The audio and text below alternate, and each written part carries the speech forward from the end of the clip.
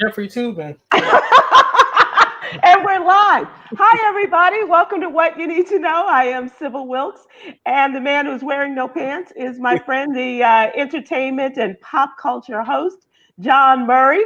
And our very special guest today is the birthday girl, the one and only, the award winning Jennifer Holliday. Hello and welcome. Hello. Happy birthday to you. Happy Thank birthday. you. Thank you so much. I'm so excited. Thank you so much. I know men don't usually say a woman's age, but since you're celebrating your big 6-0, 60 looks amazing on you, my lady. Thank you. Yes, Thank it you. does. It looks great on you. And what are you doing to celebrate the 60th birthday? I am having my first virtual concert tonight at 8 o'clock, which you can still buy a ticket to while we talking. Okay.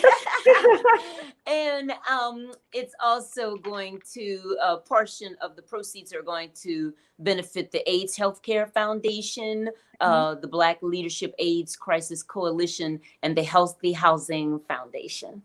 And so, where can people go, Jennifer Holliday? They can go to www.stellar, STELLAR tickets.com. And yeah, you can do that like right now. They're still open. And that is in 1 hour from now. That's the concert right. will take place. So we're getting you just at the last second. Right. I before live you in, go. I'm here in Atlanta, Georgia. So that's where everything is taking place. Nice.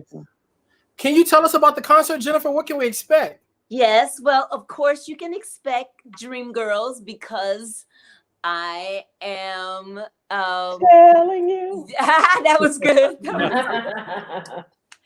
Good. So yes, I'm one of the original Dream Girls, Yes, you are. and very fortunate to have great repertoire from that show. So I'll be doing that, of course. I'll be doing a tribute to Aretha Franklin, tribute to Etta James, tribute to Barbara Streisand, and I did have somewhat a very nice recording career of my own, although I did not record many albums, but I did have some good success. So I'll be singing a couple of fan favorites for that. John, do you have a fan favorite? Do you have beyond what we know of as for myself, having memorized the entire Dreamgirls soundtrack? Do you have a particular song you'd like to hear us sing tonight? What is the Billy Rogers song that you the album titles?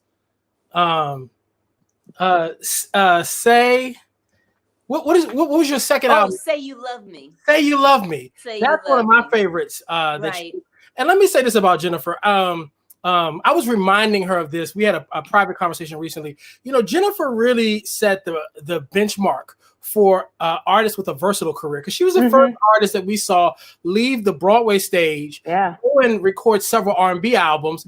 At the height of her career, decided to do a gospel album, not when she was in a scandal or she was like, "Ooh, it's hard out here for a pimp." No, she did a gospel album in the height of her career that was very successful. Then she went on to start doing dance records. It made her an LGBT darling. She became one of the queens of pride. Then she started putting on sequins gowns and doing symphony orchestra dates and corporate dates. And so, you know, the Deborah Coxes and the Ann Nesbys and the Michelle Williams and all these artists that have been able to go and do these very varied careers and sing multiple genres of music. Jennifer Holliday set the benchmark for that. And I don't think she gets enough credit for creating this blueprint of how you can just be a song stylist and sing whatever you want to.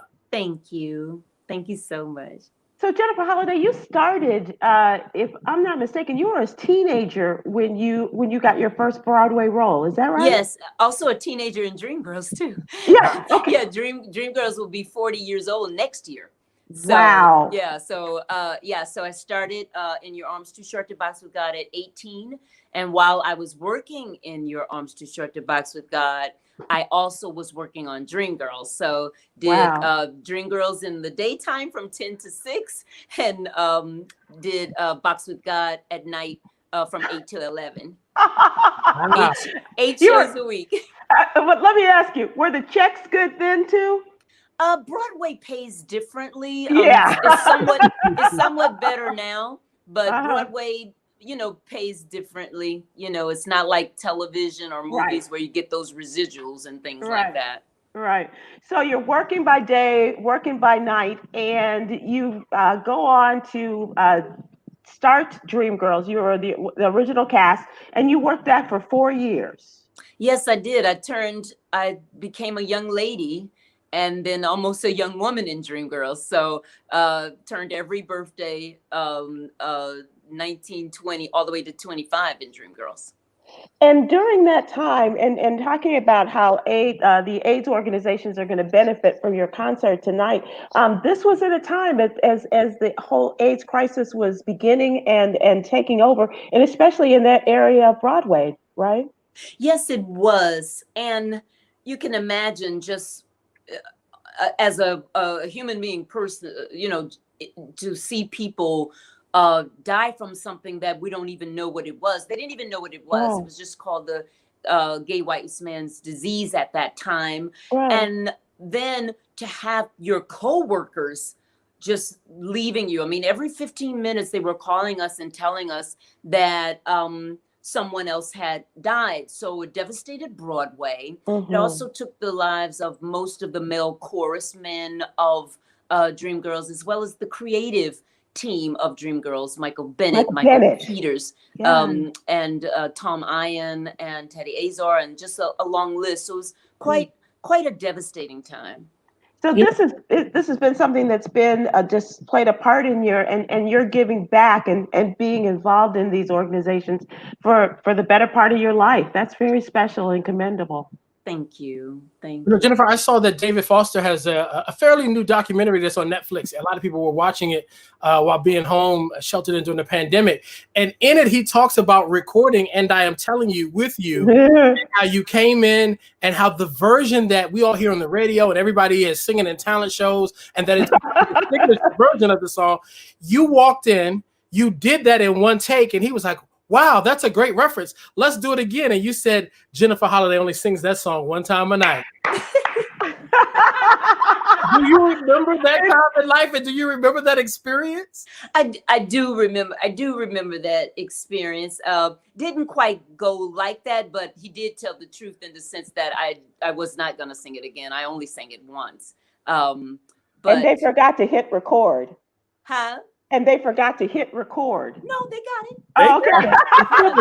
The version that we hear is the version he better have recorded. That you hear is the version.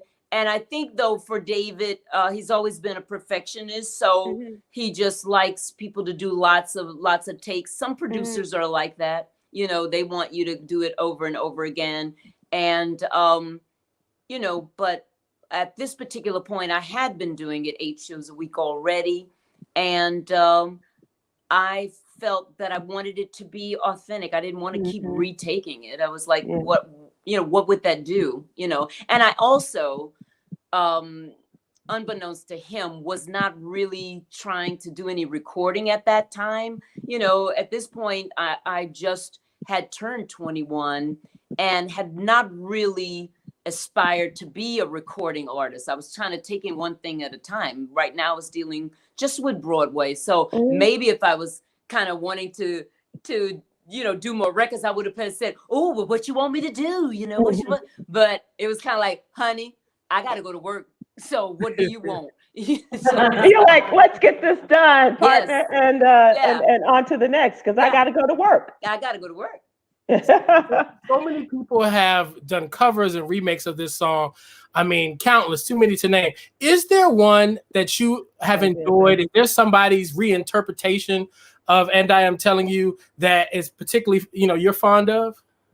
There are really quite a few, but I'll tell you the one that I was most taken with, and I do travel to see many productions of Dreamgirls. High school, college, and I will go and see. And so I traveled to London to see that production, to see Amber Riley before she left. And I really feel that Amber is one of the most original. And if you ever get a chance to hear her sing it now, not when she sang it on Glee, But as she matured, you know, we all grow, and as women, you know, as we grow, that song can mean a lot of different things with each age. Yeah. You know, so Yeah. so she had a sense of who she wanted to sound like by then, and the way she did her own phrasing. And so I was very impressed and very, very proud of her in that production.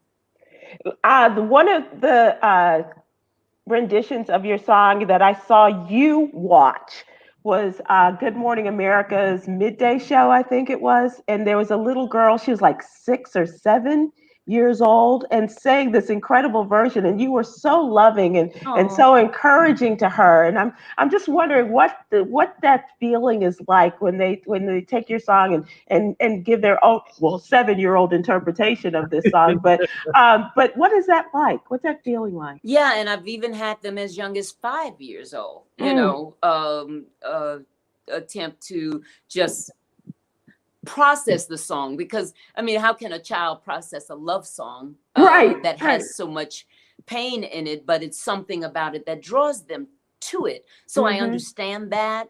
And although I have no children of my own, children are really drawn to me. I have no idea why. I always say that maybe I have some kind of teacher spirit or something like that.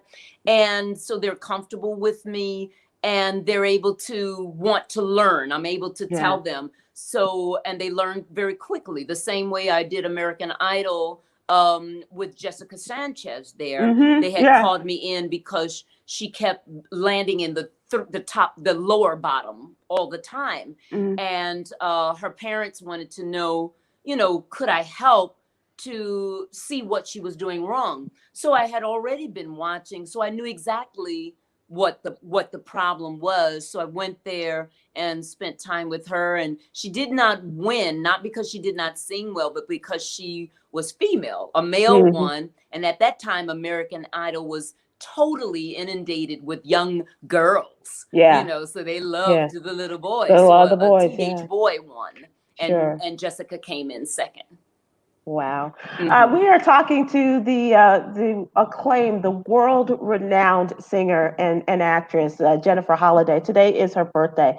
Today is her 60th birthday, believe that or not, ladies and gentlemen. And tonight she is going to be giving a virtual concert. And if you would like to participate, you can go online right now and buy your tickets, and we highly recommend that. Go to stellartickets.com, and the concert begins at the top of the next hour, so in about 45 minutes or so.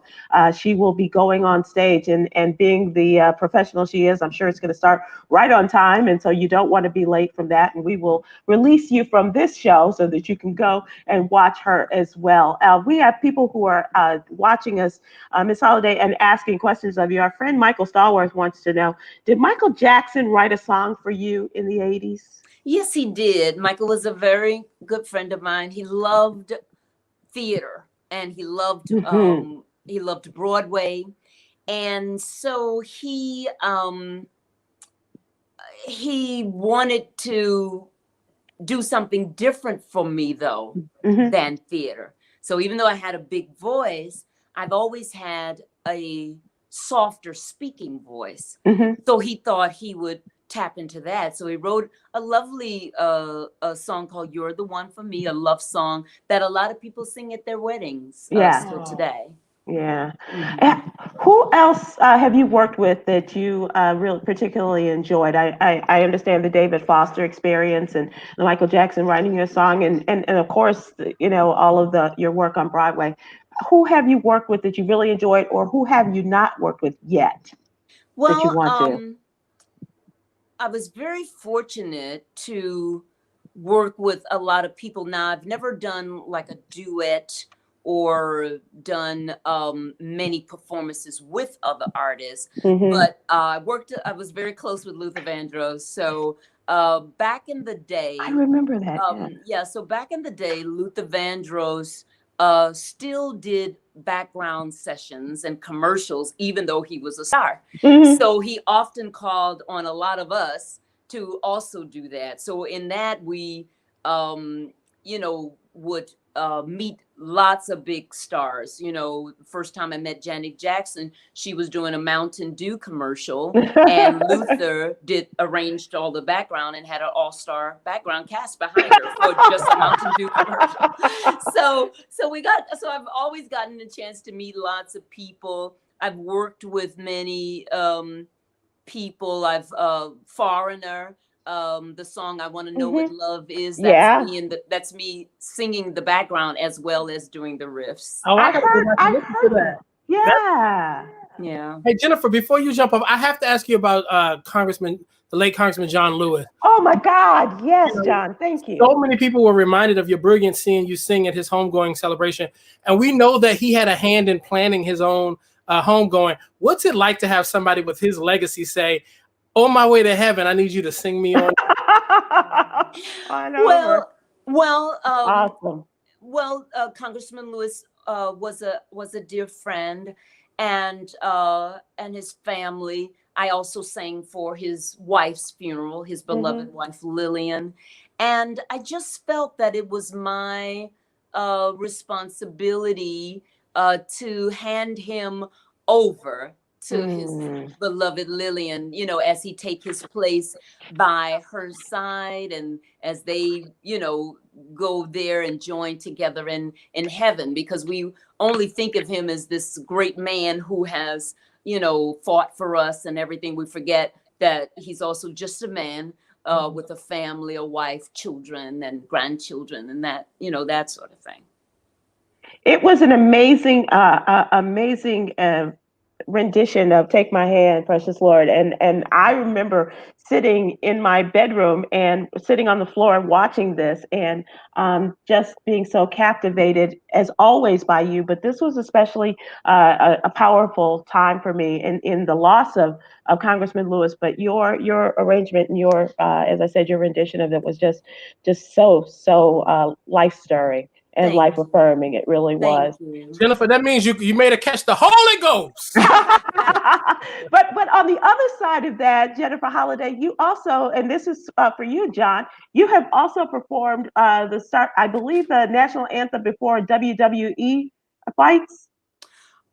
Yeah, I have performed the national anthem many times for different sports venues, but I think maybe why that one pops up, because that was right after 9/11. Right. And the question was, when is it tasteful enough to start again with life, sports, music, things like that? Right. So WWE was one of the first to say, we're just gonna start. We're gonna go back. And so they wanted someone who could do the national anthem, but I guess provide, you know, more of a spiritual, you know, healing kind of thing for it, because I guess they were saying, okay, we finna make our money, and then we're gonna let her heal y'all. Heal your soul, because we finna make our money. Okay? Let me tell you, the McMahons love to make that money. I understand y'all breathing, but we got to make this money. So we're gonna put Jennifer Holliday up here so y'all can cry, and then y'all can buy later. Okay? Well, I know you have to leave us, and of course, to prepare for your concert tonight. Yes. And once again, people, please go to stellartickets.com, Stellar, STELLAR tickets.com, and get your tickets for the concert that's going to happen at the top of the hour. But as you look forward, what's next for you? Well, what's next for me is kind of what's next for everybody. We don't know, you know. And you make God laugh by making plans, right? Well, it's just we really don't know, you know. And I feel though that tonight might be just at least a way of learning about this new virtual thing. That's my thing to learn tonight. Singing with an empty audience. there's not going to be an applause machine, or anything like that. However, I did see Kelly Clarkson with one, and she gave herself a standing ovation. I said, I want one of those. Can anybody FedEx that to me before my show so that I can give myself a standing ovation, But so I'm very curious to see how that works. Mm-hmm. I'm very curious to hear from the audience of what they're experiencing sitting on their living room. And now this is going to be a full-fledged concert. I have a band and background singers, and we're going to do it from a beautiful theater here in Atlanta called the Brunner Center for Performing Arts. Oh, yeah, that's beautiful. And we were just there before the pandemic kicked in. Yeah, so I'm interested to find out how the interaction that they're experiencing, what is their experience since they can't be there? Does this help them at all? Do they feel, it's not as long as I would like it to be in terms of lots of songs and stuff, because I really just don't know what they want from us during this time and how much is too much. Because if you're getting up and going to the refrigerator all the time while I'm singing, I'm going to see you. I'm going to see you. Okay? Get out the refrigerator. I'm singing. That means I have to watch your concert with pants on if you're going to be watching us back. Thank you. Put your pants on. I'll put my pants on. You know what I'm saying? So that's what I'm very curious to learn. And then, then we can think about the future, because no one's hiring us right now, no theaters or anything, even into our normal seasons, where usually the people who book us a year ahead or 6 months ahead are not doing that right now. Right. So it's a very, very interesting, difficult time, but yet still a very exhilarating time. And I'm looking forward to just dreaming new dreams, because a lot of things are going to be kind of tossed out right now. So I need to think about other things that I can achieve in this next 8 or 9 months while we're waiting on a vaccine or whatever we're waiting on. I just want to work my weight. That's what I want to do. Well, dreams from a dream girl. We hope that all those dreams are fulfilled. And John, I'm not sure if you have pants on, but I do have pants on. And I'm just going to give you that standing ovation right now in advance. And thank you so much. I shouldn't stand up. So. Thank you. That's so sweet. Thank you so much. And thank you for having me on my show. Thank you. I appreciate you all. And love you, birthday. John. Happy birthday. Oh, thank you. Thank you. And we wish you the very best of everything, because you have given us your very best. And so we appreciate you. Once again, her concert, that is Jennifer Holliday, and her virtual concert begins at the top of the hour. That's at 7 o'clock Central, 8 o'clock on the East Coast. And you can get your tickets still at stellartickets.com. That was great, John. I'm going to run out the frame just to grab some chapstick, because I'm dying over here. I feel like LL Cool J, and I keep looking at my lip. I can't take it no more. I can't take it. So hold on, Sybil. Okay. That's my John. He's so funny. All right. So while John is going to get to renourish his lips, his kissable lips, let us talk a little bit about what's going on in the news. And we'll start with our What You Need to Know newsletter. If I may ask you all to indulge me as I talk about this newsletter, and ask for you and your help to subscribe to the What You Need to Know newsletter. If you would go to SybilWilkes.com and give us your name and your email address, the subscription is free. It's absolutely free. And we work very hard on this every day. And Monday through Friday, the email is in your, the newsletter is in your email box first thing in the morning, Monday through Friday morning. And as I said, we're just trying to keep it going. And good job, Sybil. It's for us, it's by us, and you telling us what we need to know. I love it, Sybil. Thank you, John. Thank you. And John has been so helpful in this and reminding me once upon a time, remember how you used to do birthdays? You should do that now. And so we get people's birthdays in there. Jennifer Holliday got a birthday shout out today, and then you will in April again, John. And remember, Sybil. And also our conversations that we have offline, John, often end up in our newsletter. And so and we're talking a lot about the election, of course. Tubin in the newsletter. So. That was part of our conversation today, and also part of our conversation was about the light promoting the Biden-Harris team on the Trump Tower in Chicago.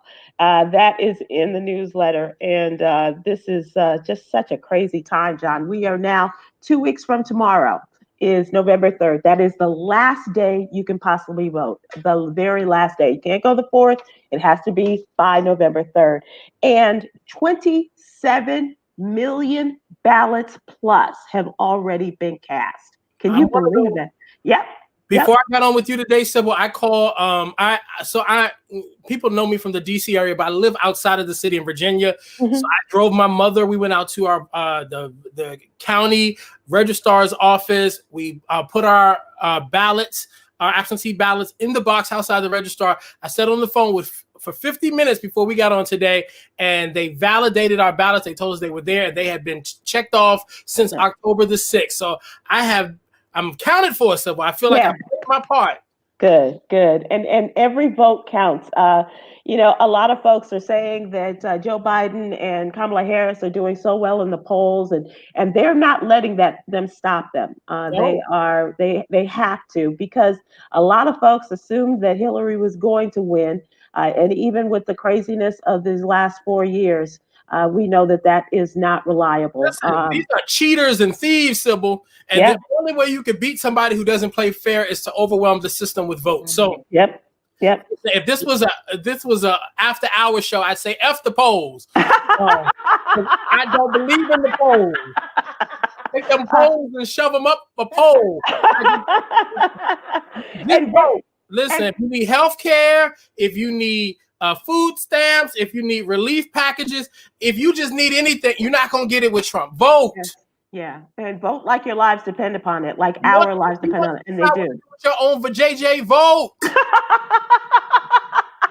They trying to tell y'all what y'all can do. Okay, and they have for years, and then trying to go back to that, as you can tell by the woman who is now destined to go and fill, I hate to say this, but fill a position. I won't say fill the seat. She could never fill the seat of Ruth Bader Ginsburg, but that's Amy Coney Barrett.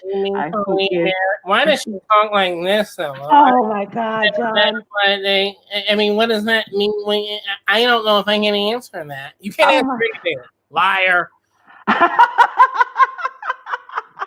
And can we talk about another thing, Sybil? Listen, the Bible, John. I love adoption, and I love our white brothers and sisters who have a heart for adopting young Black kids. But there's a segment of white people who like to work through their Black guilt by going to Haiti and Africa and adopting these mission kids. If you want to really adopt a Black kid, go on down to Compton somewhere to some adoption agency and find some American kid that needs a home. Going to these international locations and working through your white guilt on these mission trips, that doesn't atone for your racist rhetoric. That doesn't atone for your racial insensitivity, and it doesn't atone for the slavery that your ancestors put us through. So if you really want to impact our country and save the lives of a poor Black child, there's lots of them here in the U.S. that you could be adopted.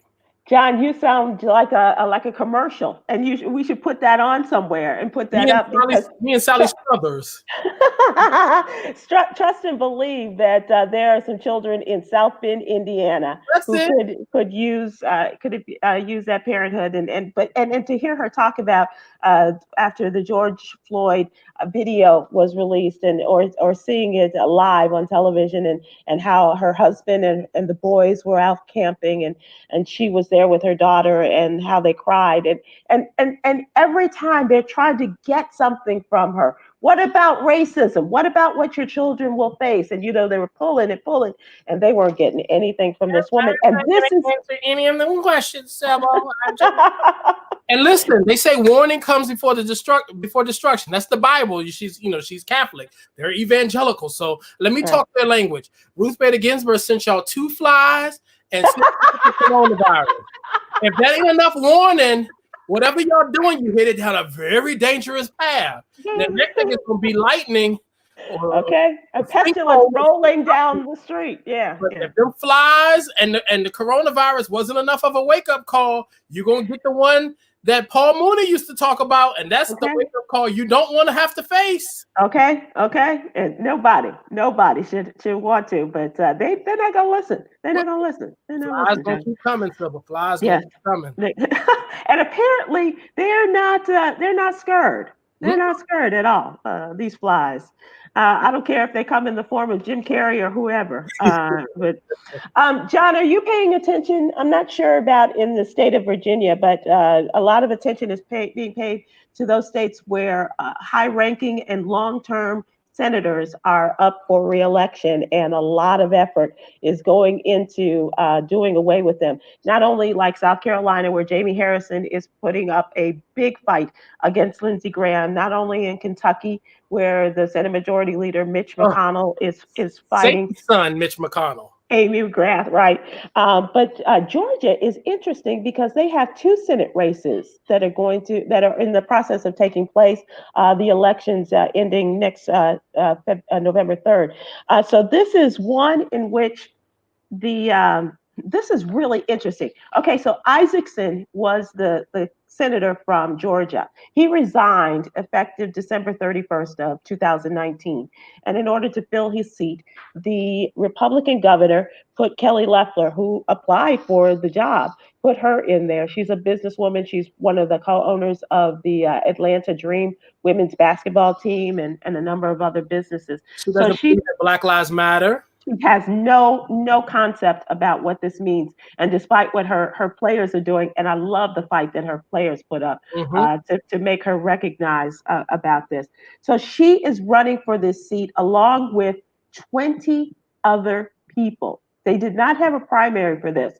So you got 8 Democrats, 5 Republicans, a Libertarian, and the rest are independents running for this.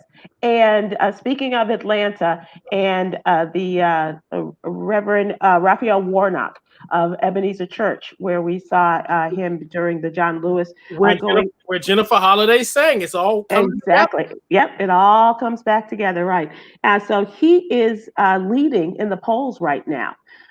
He is ahead amongst this very crowded race. He's polling at 30% to Senator Loeffler's 25%.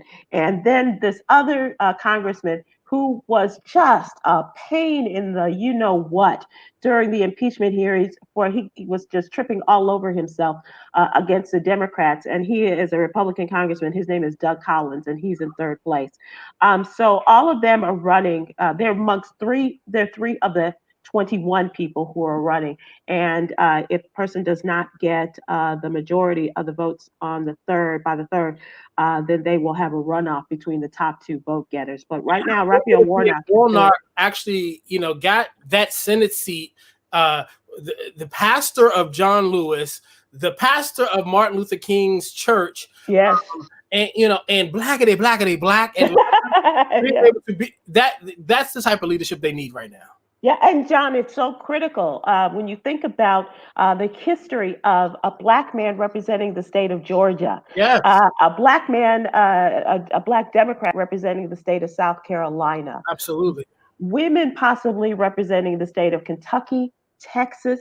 This is big. And Mississippi, it's Mike Espy. Thank you for reminding me. Yeah. Well, there are like 5 places. And actually, I've been learning a lot of this through people like Ari Melber and Joy Reid, who've been having a lot of these people on. There are like 5 states that this should not be a tight situation. And again, I don't believe in the polls. The polls completely misled us as it pertains to Hillary Clinton. I think also people, we as people of color, Black people, people of color, Ice Cube, and Black people, we can all be one. We have to do our due diligence about reading and research and being informed. Like, reading is not looking at somebody's Facebook caption. Reading is not a GIF or a meme. Sometimes you've got to actually read an article. You've got to turn on the news. You're not going to get hard news on the Shade Room. It's just not going to happen. And so we have to make sure that we don't allow ourselves to be easily susceptible to Russian misinformation. Right. That's the reason why Russia targeted us in the last election. And they used Facebook and other social media platforms to learn enough about our characteristics to run these ads that were particularly geared towards us. So I think people realized the mistake of 4 years ago. And I think, folks, the reason why 27 million people have voted up until this point is because they're like, this is life or death. Literally, life or death. And I said all that to say, Sybil, that I've been looking at some of the local polls with some of these states that are bona fide red states, but Democrats really look like they could win. For me, that's a better indication of the voting that's going on nationally. I don't care about any of these national polls. If you're a poll worker, you're going to get paid anyway. God bless you. But these local races where the numbers are looking the way they're looking, I think that's a better barometer for the fact that people are sick and tired of being sick and tired. And John, the barometer also, I think you're absolutely right. I think that the Senate races, the U.S. Congress races, where they are flipping the districts and doing things like that, are very instrumental in giving us a clear picture of where it's going. And also, these people who are not playing about sitting and standing in line to vote. Medea and our aunties, they got them the same lawn chairs that they would put on the white to go to the jazz festival to see Frankie and Beverly. They taking them same lawn chairs to the polls and going out there and voting and got they snack. I don't know how these people have been in line 6 hours without using the bathroom though. Something happens after you turn 35. So that part is a mystery. They don't even have to explain that to me. I don't need no segments on cable news about how I take a bathroom break while trying to vote.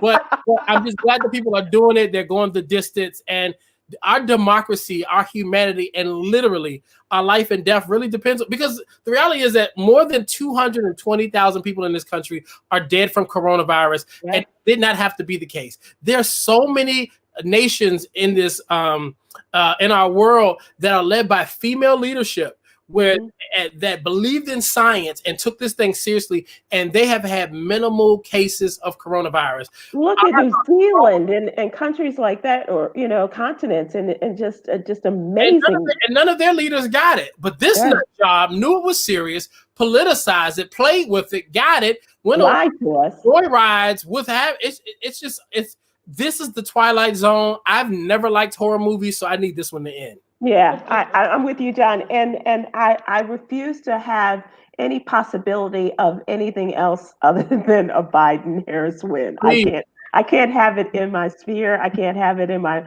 spirit. Just won't allow it. And I'm just really very, very hopeful that when Kamala Harris blows out her candles on her birthday cake tomorrow, I hope that her wish comes true. Blows it out with her hand though, because we don't want her breathing in the age of corona. So just wave over those candles. Wave.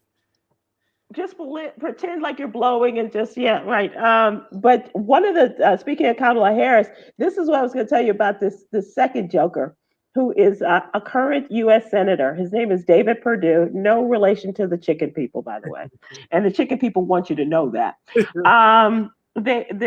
He was at a Trump rally on Friday. This is the same rally where Vernon Jones was crowd surfing, as the former Democrat who has endorsed Donald Trump. So he was there, and he's talking about the vice presidential candidate, and he goes on a riff, mispronouncing her name time after time after time. So we at the What You Need to Know newsletter wanted to tell Senator Perdue, first of all, you're an anti-Semite for the way that you have directed your ad campaign against Ossoff, who is your opponent. Jon Ossoff is a man of Jewish persuasion, and they had a digital ad in which they made a very pronounced the enlargement of his nose, so you would get the point that he is Jewish. And now he has gone on, like a lot of Republicans, a lot of people who do not like Kamala Harris, to mispronounce her name. Now, he has worked in the United States Senate with her for the last 3 years. He sits on the Senate Budget Committee with her. He knows how to pronounce her name. But if you just forgot, you had temporarily just lost your mind, it's Kamala, like the punctuation mark. Bakari Sellers help us out on Twitter. Kamala. Exactly. That's exactly what we did too. Dumb as the president. Some people have to act like they can pronounce and read and say things, you know? Yeah, yeah. Except I put an H at the end. It's just like an emphasis. Kamala, just like I remember. But absolutely, Kamala, and it's just like the punctuation mark, Kamala. And so, just a reminder to you to vote, and those of you in Georgia who have not. But Georgia has been representing. Some counties in Florida began early voting today. Not the whole state, but some counties. The rules are always different in Florida. But early voting has begun in Florida, amongst other places today. And just a quick point on what you were saying about Purdue. One of the things that I do believe that people are tired of in this country, and I think a segment of Americans that are feeling it more than most right now, no, they're probably getting their equal share, I'll say that, is our Asian population. You know, the whole China virus, the Wuhan virus, that is so racially insensitive. And so I've been talking to some of my Asian friends. The Asian population has not been a strong voting population in America. Only 49% of Asians historically vote in our elections. But this time around, I think one of our saving graces are going to be these young Asian kids who are don't want to put up with this stuff. They don't like racism, and they're huge fans of K-pop. These K-pop fans on TikTok, which is why Donald Trump wanted to get rid of TikTok, have galvanized. They contributed to Joe Biden's town hall outperforming Donald Trump's. They sabotaged Donald Trump's Tulsa rally, the rally where Herman Cain contracted coronavirus and got sick and died. We wish you all the best, Herman. But these K-pop fans, they are galvanizing not just fellow Asians, but the young white and young black kids that love them. And they are sending them on a path towards Biden, a path towards equality, and a path to try to end racism. And so, I think these people like Purdue further galvanize marginalized groups and groups that are on the receiving end of this racism, because nobody wants to continue dealing with this. Yeah, absolutely, John. And I think you're absolutely right about the Asians are galvanized. And one person deserves some credit for that too is Andrew Yang. Yeah, and the Yang Gang, and stepping up and being a face that they could identify, a person that they could identify with in his pursuit of the nomination. So he has got to go into this administration. Andrew Yang is so important to this country's survival with technology and some of the contemporary platforms and things that he has. And I have to give credit to my younger brother, Cliff. Cliff was a big Bernie or bust guy in 2016, but we drug him to the polls and he voted for Hillary. But even before Andrew Yang was on anybody else's radar, my brother was telling me about Andrew Yang. I remember you telling me that, and I remember telling April Ryan about him, and she was just like, huh. Then he had that debate where he was the shining star, and she was like, you're always on the forefront of telling me that. This time around, I have to give credit to my brother. But Andrew Yang, I think, also was very significant in pulling away a lot of that millennial Gen Y audience that had been following Bernie, because they felt like Andrew Yang's policies and his beliefs were a lot more practical and tangible than what Bernie was offering. They were kind of somewhat in the wheelhouse, but his way of talking about technology and the environment and things just really galvanized the younger vote a little better. And John, how about, saying that he wanted to give all adults over the age of 18 $1,000 a month? Show money, Andrew. Yeah. So, I mean, he touched on a lot of points. I agree with you, and is still, I hope that he is going to be a part of the Biden administration. I'm with you on that. Before we go, I also want to talk about an article that we had in today's What You Need to Know newsletter about Black men making waves, such as yourself, in this election period, and giving, once again, he has done it again. The media mogul extraordinaire, Tyler Perry, has partnered with Equal Ground Education Fund to get 250,000 Black voters to cast their ballots in the battleground state of Florida. As we said, some of the counties started voting today there in Florida. Also, talking about Diddy, who endorsed Joe Biden over the weekend and announced that he'll be launching a Black political party. The number one goal will be unifying around a Black agenda. And speaking of Black agendas, and we will talk about this at another date, John. But it's always a part of our conversation these days, and that is Ice Cube and his effort to set the record straight after facing a lot of backlash. Um, just a quick thought on that, John. Do you have anything? Listen, Kamala Harris had a great call with Killer Mike and Snoop Dogg and Dear Hughley and Charlemagne, and it's so great to see guys like Snoop Dogg who will be voting for the first time, voting for Joe Biden. Here's the reality of this whole thing. While people of influence chiming in on elections is great if that's what they want to do, it's even better if you understand how government works and you understand how politics works. But the reality is that a Diddy, a Ice Cube, and a Kanye West, and some of these other guys, 4 more years of Trump, they'll be fine. They'll get tax breaks. Mm-hmm. They set themselves up well financially. But the average person out here in America who is still waiting on the Senate to approve a relief bill, who needs Obamacare, who may be in a situation where someone around them needs to have an abortion for whatever reason, and they can't have one, they can't survive the next 4 years with this guy. So just consider the messenger in some of this stuff. If you're following somebody who just all of a sudden had an epiphany in March about politics, and they're trying to tell you or negotiate on behalf of your culture, but they never asked the culture for your permission to negotiate, then you might need to consider the source and what you're processing. You might need to look a little deeper. And again, you're not going to find the real meaning of some of these people's involvement in the political process on these blogs, these gossip sites, and on somebody's Facebook timeline. Read a real article, dive a little deper, turn on cable news, and try to understand what's going on. That's right. That's right. Keep up with the news, and please go to the What You Need to Know newsletter. And we endeavor to keep. Where is Willie Moore Jr.? That's what people are asking. Willie and his the Willie Moore Jr. Radio show will be on with us next Monday. He must be in the gym. You know, he likes to work on them. Oh, he does. He does. I could eat some. I wasn't eating anything today. Willie Moore's always judging me and telling me, "Man, are you in the gym? Are you working?" So I think I'm gonna eat a big slice of pineapple upside down cake once we sign off. Now that the pressure is off I've been starving myself all day, thinking Willie Moore was gonna be sitting here judging me. That's funny. He had a family situation, so he's not able to make it today. But the entire crew, I hope, will be with us next Monday. And John, if you'd like to join us and having worked out a week, next to you and George Wallace, Willie Moore Jr. may be one of my favorite people. So if the producer with the most yogis is going to have you back, the next Monday I'm all yours. Always. Don't forget, you guys, in just a matter of minutes, Jennifer Holliday is going to take the stage. Her wonderful virtual concert. Please go to stellartickets.com, STELLAR tickets.com, and get in there and support her. And let's all do our own wave and standing ovations for her in our homes.